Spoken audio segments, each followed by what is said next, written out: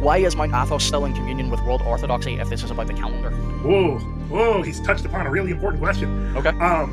Believe it or not, at the beginning of the true Orthodox movement in Greece, the people, up until there was a hierarchy, the people were all served by Athonite monks. The monks of Athos came down in the droves and literally were doing services, giving them communion, so on and so forth, until there was a full hierarchy.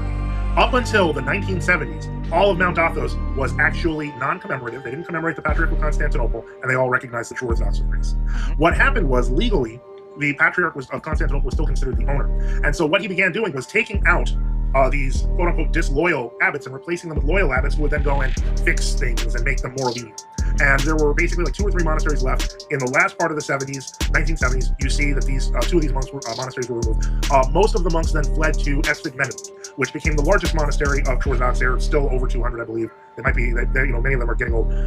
And a couple of skeets, which are small monasteries that were affiliated. They affiliated themselves with Esphigmenou and with the True Orthodox.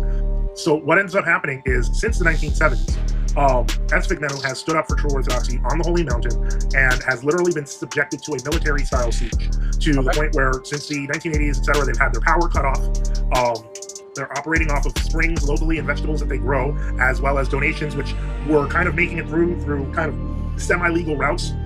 As of last year, they blew up the road that goes to Esphigmenou. That's how bad it is for the True Orthodox. But they're still there, and they're still doing it. There's still new, believe it or not, occasional new monks somehow getting in there. But yeah, that's the product of literally 50 years of siege.